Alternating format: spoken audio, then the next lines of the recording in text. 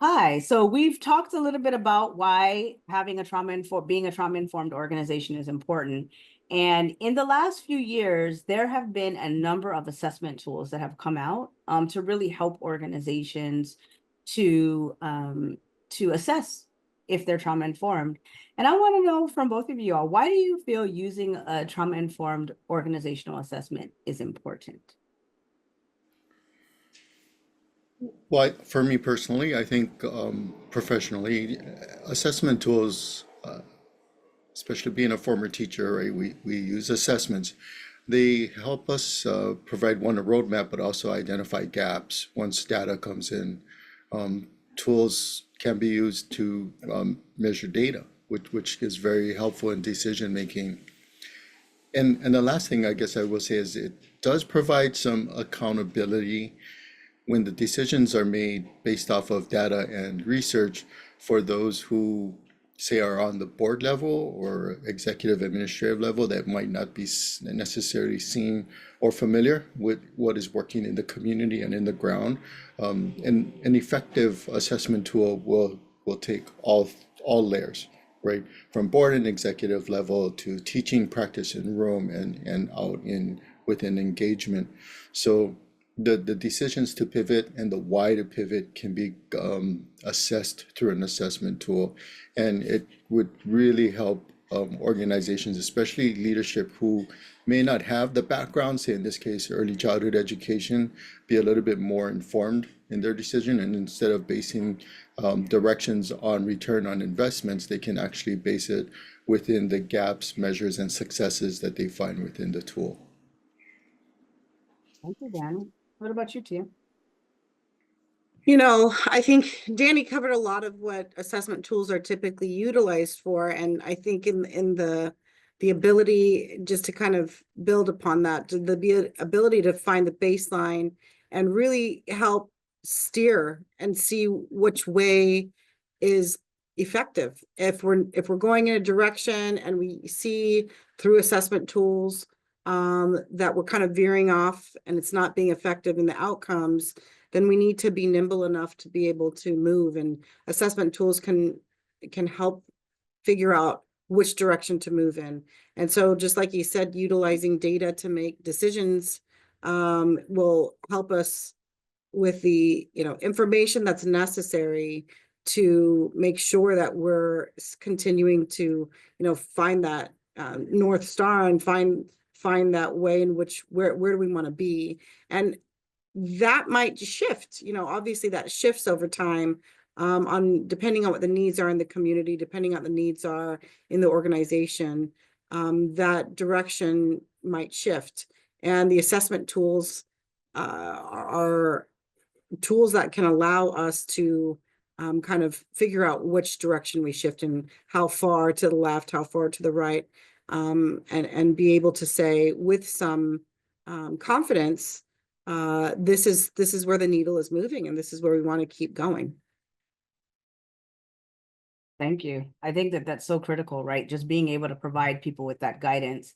I also think, when we implement an assessment tool, especially for the first time, not only does it do what both Tia and Danny said about like creating a baseline and giving some guidance, but it also gives an organization an opportunity to use the tool as an intervention and to use it like in looking at how do we actually administer a tool in a trauma-informed way.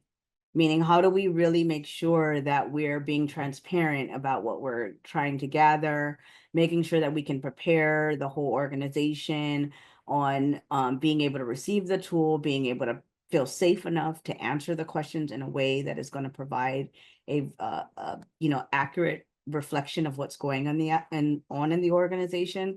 So recognizing that it is a tool, but then the administration of itself should be considered an intervention, and really thinking about how are we being trauma informed within our organization to implement this, and then being able to use it as a baseline that then can be reproduced after a year or 2 years or 18 months at some frequency that will allow folks to really be able to, like you said, provide some really pointed places to focus on, and then be able to design some action plans to be able to move forward. I will add to that, if I may. Oh, sure. It does, get at the principle of soliciting voice, right? So to be able to solicit that feedback in a, if it's an anonymous assessment tool, which they typically are, it's assessing feedback and giving people the venue to be able to provide information that they might not necessarily feel comfortable providing in supervision or in a staff meeting, as well as provide a venue for people who are receiving services to give feedback in an anonymous fashion. Could also be used for that as well. Yeah, it is very empowering, right, for the staff members to be able to have that ability to share that and voice. Completely 100% agree with that. If I can add one other thing to this is a lot of organizations, early learning centers were founded on some type of original story, right? Like they were founded at a certain time frame to serve this community, to deliver this type of services.